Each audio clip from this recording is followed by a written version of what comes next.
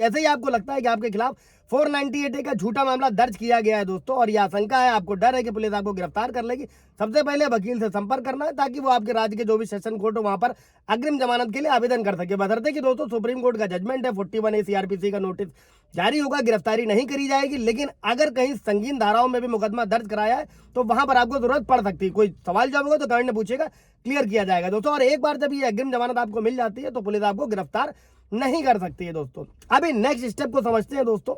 482 CRPC जो अभी नए कानून में भारतीय नागरिक सुरक्षा संहिता की धारा 528 है दोस्तों। अगर 498 है जो नए कानून में BNS 85 है, अगर FIR दर्ज करी जाती है, अगर आपको लगता है कि FIR में सभी झूठे दावों का उपयोग किया गया है और दर्ज किया गया है, आपको क्या करना है, आप हाई कोर्ट में जा सकते हैं दोस्तों। और चूंकि ये धारा पेश करने के लिए बनी हो, अगर आपके पास सारे सबूत है तो कोर्ट को अगर लगता है, अगर आप सबूत पेश करते हैं तो जो भी झूठी धारा है, झूठी FIR है, वो रद्द कर दी जाएंगी, क्वेश कर दी जाएंगे हाई कोर्ट द्वारा। अभी मैंने एक रिसेंटली पीछे वीडियो भी बनाया, जाकर देख सकते हो। और इसका एक मात्र उद्देश्य आपकी प्रतिष्ठा को नुकसान पहुंचाना, तो हाई कोर्ट 482 के आधार पर सख्ती का उपयोग कर सकता है। जो नए कानून ने बनाया 528 है दोस्तों, और इसी सख्ती के साथ में वो FIR को खत्म कर सकता है, रद्द कर सकता है दोस्तों। अभी इसको हम एक जजमेंट से भी समझते हैं दोस्तों। गीता मल्होत्रा बनाम इंस्टीट्यूट ऑफ यूपी, कमेंट कर दीजिएगा, जजमेंट आप लोगों को मिल जाएगा दोस्तों। इस मामले में माननीय सुप्रीम कोर्ट ने कहा था कि 498 के मामलों में सिर्फ पति ही नहीं बल्कि उसका पूरा परिवार भी निशाने पर आ सकता है, यहां तक कि वो परिवार के सदस्य भी इसमें शामिल हो सकते हैं जो एक ही घर में नहीं रहते हैं। अगर उन पर भी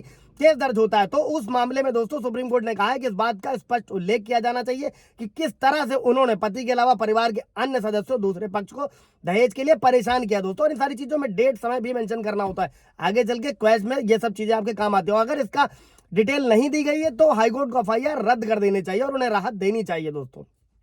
इसके अलावा CRPC 340 चौथी राहत धारा ये है दोस्तों, जो अभी नए कानून में 379 है। इसमें कहा गया कि अगर किसी व्यक्ति के खिलाफ झूठे आरोप या फर्जी हलफनामे के आधार पर मामला दर्ज किया गया तो उस स्थिति में वो विपक्षी के खिलाफ 340 के तहत आवेदन कर सकता है। और अगर उसे लगता है कि जो 498 के तहत FIR दर्ज करी गई है उसमें बढ़ा चढ़ाकर झूठे बयान दर्ज कराए गए हैं, जहां तक कि उसके खिलाफ जो घरेलू हिंसा का मामला है वो भी बढ़ा चढ़ाकर पेश किया गया, और यह आवेदन 125 यानी कि CRPC मेंटेनेंस भी हो सकता है दोस्तों।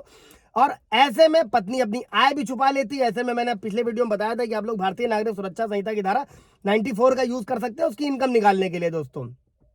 कुल मिलाकर अगर उसके खिलाफ कोई गलत मुकदमा दायर किया गया है दोस्तों तो ऐसी स्थिति में आप CRPC 340 के तहत आवेदन कर सकते हैं, और CRPC 340 के तहत आप पत्नी को सबक सिखा सकते हैं दोस्तों। और अगर कोर्ट द्वारा यह आवेदन मंजूर कर लिया जाता है तो निश्चित रूप से उसके खिलाफ दायर सभी मामलों को मजबूत करने में मदद मिलेगी। अगला स्टेप दोस्तों, हिंदू मैरिज एक्ट सेक्शन 9 दोस्तों, इसके तहत आवेदन करना चाहिए। अगर कोई व्यक्ति किसी अन्य धर्म से संबंधित है तो वैवाहिक अधिकारों की बहाली के लिए आवेदन करना होगा। और इसमें कहा गया है कि वो अपनी शादी को जारी रखना चाहता है। इससे कोर्ट क्या होगी, उसका केस मजबूत होगा, वो अपनी पत्नी को साथ रहना चाहता है, उसने दहेज के लिए कभी परेशान नहीं किया है दोस्तों। ये सारी चीजें सेक्शन 9 के भी फ्यूचर में बेनिफिट्स मिलते हैं, मेंटेनेंस में मिलते हैं, झूठे मुकदमे दर्ज होते हैं तो उनमें भी मिलता है। कोई सवाल जब होगा तो पूछेगा।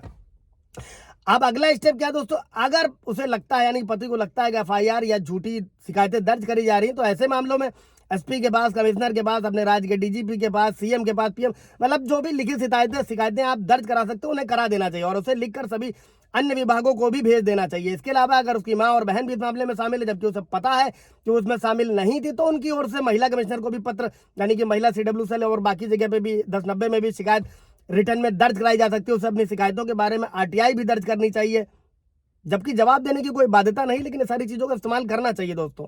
लेकिन उन्हें 30 दिनों के भीतर RTI का जवाब देना और ये शिकायतें अधिनियम की धारा जो 25 का सबसेक्शन 2 के तहत आवेदन करना चाहिए। जो घर की बाकी महिलाओं घरेलू हिंसा का केस भी साथ भी दर्ज करा सकती है बहू के खिलाफ दोस्तों, इसके भी व्यवस्था करिए। और यदि मजिस्ट्रेट पीड़ित व्यक्ति या प्रतिवादी से आवेदन प्राप्त जब भी दिया जाता है, अगर वो संतुष्ट हो जाता है और किसी तरीके की ऐसी स्थिति में भी पति और उसके घर वालों को हेल्प मिलती है दोस्तों।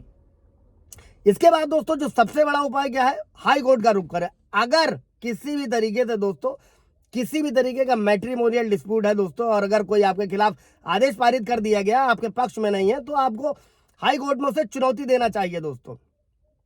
इससे आपको पूरा बेनिफिट मिलने वाला है। कई सारे जजमेंट है, कई सारे मेरे व्यूवर्स भी रहते हैं और केसेस भी हैंडल किए जाते हैं तो उनको हेल्प मिलती है, वो चाहे मेंटेनेंस हो, चाहे CRPC 125 हो या फिर दहेज हो, 498 हो, घरेलू हिंसा हो, झूठा मुकदमा दर्ज कराया गया दोस्तों, सारी चीजों से हाई कोर्ट से मदद मिलती है दोस्तों। कोई सवाल जवाब होगा आप लोगों का तो कमेंट में पूछेगा, क्लियर किया जाएगा दोस्तों। Thank you.